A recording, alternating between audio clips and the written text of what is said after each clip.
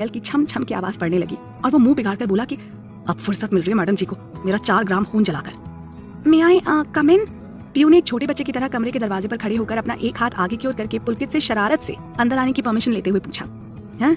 अब ये क्या है? पुलकित समझ ही नहीं पा रहा था कि वो क्या कह रही है। हे भगवान, आजकल बस जरा सी किसी से अंग्रेजी में बात कर लो तो बस वो मुंह ही ताकता रह जाता है। अब बताओ, कैप्टन डॉक्टर बने घूम ही रहे हो बच्चा और इतना भी अंग्रेजी नहीं आवत हो तुम्हें? पीयू दरवाजे पर खड़ी खड़ी शरारत से मुस्कुराई जा रही थी। अच्छा रुको, तुम तो मैं अब भी बता रहा हूँ तुम्हें। पुलकित को पीयू की नौटंकी समझ में आते हुए उसकी तरफ मुस्कुराते हुए बढ़ा और उससे पहले ही आगे बढ़े हुए उसके हाथ को पकड़कर अपनी तरफ खींच लिया और बोला कि मुझे अंग्रेजी बोलनी नहीं आती है, तुम ही सिखाए दो ना हमका। अब का है ना कि इतना सुंदर टीचर सिखाइबे करब तो हम बस 2 ही दिन में बहुत बढ़िया अंग्रेजी बोल ले। तो का कही थो मास्टरनी जी, का ख्याल है ये बारे में तुहार? सिखाइबे कि ना? अब पुलकित की बारी थी पीयू को सताने की। अरे बाबा, माफ कर दो मुझे और जान छोड़ो मेरी, पीयू ने हाँफते हुए कहा, क्योंकि पिछले कुछ मिनटों से वो पुलकित के कनपुरिया स्टाइल पर बस दांत फाड़े हंसी जा रही थी। क्यों? बस इतने में ही अपनी जान की भीख मांगने लगी हो पीयू?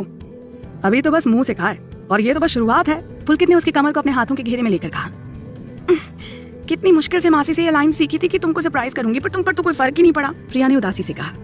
पर पीयू, तुम्हें मुझे सरप्राइज करने की क्या जरूरत है? तुम जैसी हो वैसी मुझे बहुत पसंद हो। पुलकित उसकी आंखों में झांकते हुए बोला। सच में? पीयू ने भी उसकी आंखों में देखते हुए पूछा। हाँ, पर अब लगता है कि तुम बदल रही हो, तुम पहले वाली पीयू नहीं रही हो। पुलकित ने झूठ मूठ उदास फेस बनाते हुए कहा। अच्छा, और ऐसा क्यों लगता है तुम्हें? हाँ, प्रिया ने पुलकित के गले में अपनी दोनों बाहों को डालकर कहा। यार कितना इंतजार करवाती हो तुम, कब से तुम्हें बोलकर आया था कि I am waiting for you, come soon, पर तुम पूरे 2 घंटे और 15 मिनट बाद आई हो। पुलकित ने दीवार पर लगी घड़ी को देखते हुए कहा। एक वो समय था कि जब तुम्हें मेरे पास आने के बहाने कम पड़ जाते थे, और एक ये समय है कि मैं तुम्हें बुला बुला कर इशारे कर करके थक जाता हूँ, पर तुम्हें मेरे पास आने के अलावा और बाकी सभी चीजों का ध्यान रहता है। ओहो, तो बाबा जी इंतजार में सूखे जा रहे थे? पीयू ने शरारत से मुस्कुराकर कहा। पीयू यार, I am not joking, okay, I am damn serious. Pulkit के चेहरे पर थोड़ी सी नाराजगी आ गई थी। पुलकित, मुझे भी तुम्हारे पास आना था और मैं आ भी रही थी, पर तब तक अनु मासी और दादी ने मुझे बुला लिया था। वो शादी के लिए कुछ लहंगे के और ज्वेलरी के डिजाइन पसंद कर रही थी ऑनलाइन, तो फिर मैं उन्हें कैसे मना कर दी थी? पीयू ने पुलकित के नाराज और उदास चेहरे को अपनी तरफ करते हुए कहा। वो मुझे कुछ नहीं पता, मैं बस इतना जानता हूँ कि जब मैं चाहता हूँ कि तुम मेरे पास रहो तो बस मुझे तुम मेरे पास चाहिए। आई रियली डोंट केयर कि तुम ये सब कैसे मैनेज करो। पुलकित ने लापरवाही से अपने दोनों कंधों को उचकाते हुए कहा। अच्छा, तो फिर मुझे ये भी बता दो ना कि वो सब मैं कैसे मैनेज किया करूँ? पीयू अब अपने हाथों को अपनी कमर पर रखे हुए पुलकित को ही घूर रही थी। अरे कुछ भी बहाना बना दिया करो यार, और कुछ भी ना सूझे तो सीधे सीधे कह दो कि तुम्हें मुझसे मिलने जाना है, सिंपल। पुलकित ने अपने दोनों हथेलियों को आपस में रगड़ते हुए कहा। पुलकित, तुम कुछ ज्यादा ही फास्ट फॉरवर्ड नहीं हो रहे हो? फॉरगेट इट, मैंने ऐसा कभी कुछ नहीं कहूंगी, पीयू ने ये कहा। पीयू ने ये कहकर जैसे ही जाने के लिए मुड़ना चाहा, पुलकित ने आगे बढ़कर उसकी कमर में अपने हाथों को लपेटकर उसे अपनी तरफ खींच लिया और उसकी गर्दन पर आ रहे बालों को हटाकर बोला कि 2 घंटे से इंतजार कर रहा हूँ और बस 2 मिनट में ही चली जा रही हो। मेरे इंतजार का यही सिला तो मत दो प्रिया। अरे ये सब जाग रहे हैं अभी, किसी को पता चल गया तो फिर कोई क्या सोचेगा? अब प्रिया की चिंता भी वाजिब थी। बस कुछ देर और ना प्लीज, अभी मन भरा नहीं है और तुम मुझे छोड़कर जाने की बात कर रही हो। प्रियोल एक दूसरे की बाहों में खोए हुए अपने अपने बेचैन से दिल को थोड़ा सा चैन देने की कोशिश कर रहे थे। शादी कब करनी है? पुलकित ने पीयू को अपने गले से लगाए ही पूछ लिया था। हाँ, शादी? पीयू चौंकते हुए उसकी तरफ देखने लगी थी। अरे तुम इतना क्यों चौंक रही हो? शादी के लिए पूछ रहा हूँ भाई, साथ में भाग चलने के लिए नहीं कह रहा हूँ, पुलकित ने मुस्कुराते हुए कहा। वैसे दूसरा वाला आइडिया ना ज्यादा कूल है ना? प्रिया पुलकित से एक कदम आगे ही रहती थी। पीयू यार मैं सीरियस हूँ, पुलकित ने सीधे तौर पर कहा। हाँ तो मैं कौन सा मजाक कर रही हूँ, प्रिया ने फिर शरारत से कहा। प्रिया, पुलकित थोड़ी देर चुप हो गया। अभी करनी है? पीयू ने पुलकित के चेहरे को पढ़ने की कोशिश करते हुए कहा। हाँ बिल्कुल अभी, बताओ कर सकती हो? पुलकित ने उसके चेहरे को अपने हाथों में लेकर कहा। पुलकित तुम ये... पीयू कसमसा रही थी पुलकित के इतने करीब आने पर। मयंक की शादी में अभी 1 हफ्ता है और उसके बाद हम लोगों को वापस पुणे जाना पड़ेगा फाइनल सेमेस्टर एग्जाम्स के लिए, और उसके बाद भी शायद कुछ और दिन वहीं रहना पड़े, और इन सब का मतलब हुआ कि कम से कम 2 से 3 महीने का लंबा इंतजार। पुलकित का दिमाग ये सब गणित लगाए बैठा था। तो कैप्टन साहब को दर्द जुदाई सता रही है अभी से। पीयू एक बार फिर से हंसने लगी थी। यार पीयू मैं मजाक नहीं कर रहा हूँ। हाँ पर तुम्हें इससे क्या, तुम जाना चाहती थी ना, जाओ, मुझे भी नींद आ रही है। पुलकित ने पीयू को खुद से अलग किया और अपने रूम की खिड़की की तरफ आकर खड़ा हो गया। अरे पुलकित सॉरी ना, मैं बस यूं ही। पीयू उसके पीछे पीछे खिड़की के पास जाकर खड़ी हो गई थी। खिड़की से बाहरी गार्डन का एक हिस्सा दिख रहा था जहाँ कल होने वाले हल्दी फंक्शन के लिए शामियाना बांधा जा रहा था और बाकी की चेयर्स और दूसरी चीजों का अरेंजमेंट किया जा रहा था। पुलकित अब भी अपने हाथ बांधे सामने खिड़की से बाहर की तरफ देख रहा था। पुलकित ओफो, आई एम सॉरी ना, मेरा इरादा तुम्हें हर्ट करने का नहीं था। पुलकित एक नजर उसे देखकर फिर सामने की ओर देखने लगा। अच्छा ठीक है, बताओ मेरी सजा बताओ, तुम्हें हर्ट किया है ना तो सजा बताओ मेरी, जिससे तुम्हारे चेहरे पर फिर से स्माइल आ सके। पीयू ने पुलकित को जबरन अपनी तरफ मोड़ते हुए कहा। Really you want it? Pulkit ने प्रिया की तरफ एक अर्थपूर्ण नजर डालते हुए कहा। हाँ, अब अगर गलती की है तो फिर सजा से कैसा डर? पर अब पीयू को पता नहीं क्यों पर थोड़ा सा अजीब लग रहा था। सोच लो, सजा के नाम पर भाग मत जाना। पुलकित अब धीरे धीरे उसकी ओर बढ़ने लगा था। नहीं, मैं क्यों भागने लगी? मैं डरती थोड़ी ना हूँ। प्रिया के पैर धीरे धीरे पीछे की ओर खिसकते जा रहे थे, पर अब पीछे खिड़की की तरफ वाली दीवार आ गई थी जिसने पीयू के बढ़ते कदमों को रोक दिया था।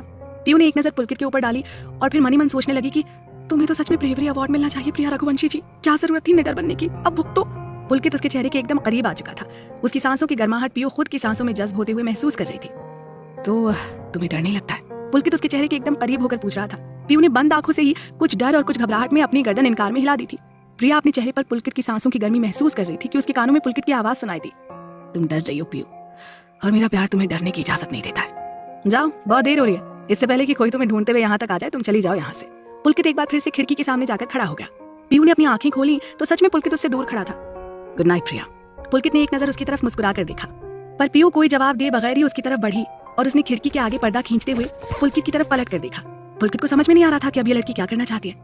मैं डर नहीं रही थी पुलकित, बस तुम्हारे इतने करीब आने से मेरी दिल की धड़कनें बहुत शोर करने लगती हैं, तो बस वो भी मुझे थोड़ा सा ना बेचैन कर देती हैं। प्रिया ने पुलकित के चेहरे को अपने हाथों में लिया और उसके माथे को चूम लिया। पुलकित हैरान रह गया था। सच में यार, ये लड़की टू मच है। प्रिया ने मुस्कुराते हुए उसे गुड नाइट कहा और जाने के लिए मुड़ी कि पुलकित ने एक बार फिर से उसे अपने करीब खींच लिया और उसके होठों को हौले से छूकर कहा कि मिसेस सचान, रिटर्न गिफ्ट लेना भूल गई क्या? प्रिया शर्मा कर वहां से मुस्कुराते हुए चली गई। पुलकित भी मुस्कुराकर बिस्तर पर पसर गया और बोला, good night Mrs Sachan, see you in the morning. Kavya का डर। दूसरी तरफ। हैं? यहाँ क्या कर रहे हो? रश्मि ने रवि को बाहर बरामदे में बैठे हुए देखकर पूछ लिया। बस यूं ही।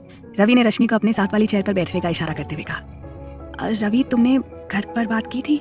रश्मि की आंखों में एक अजीब सी घबराहट थी। की थी, रवि ने छोटा सा जवाब दिया। फिर क्या कहा? I mean, क्या बात हुई तुम्हारी उन लोगों से? रश्मि के दिल की धड़कनें बढ़ रही थी।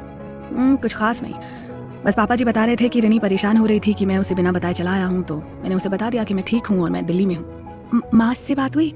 रश्मि ने आखिरकार पूछ ही लिया। ना, बेबे गुरुद्वारे गई थी अरदास के लिए और मैं भी उनसे फोन पर उलझना नहीं चाहता था, सो बस अपने हाल चाल देकर और रिनी को समझाकर फोन काट दिया। रवि के माथे पर चिंता की लकीरें खींचने लगी थी। रवि, रश्मि ने उसके हाथों को अपने हाथों में लेकर कहा, ऐसे बात नहीं करना हमारी प्रॉब्लम का सलूशन नहीं है। वो माँ बाप हैं तुम्हारे, उन्हें समझाओ, हमारे रिश्ते के बारे में पूरा और खुलकर बताओ। मुझे भरोसा है कि वो जरूर समझेंगे। आखिर किस माँ बाप को अपने बच्चे की खुशियाँ प्यारी नहीं होती हैं? Rashmi, you don't know about my mother यार। वो रीति रिवाजों और संस्कृति संस्कारों के मामले में बहुत स्ट्रिक्ट हैं।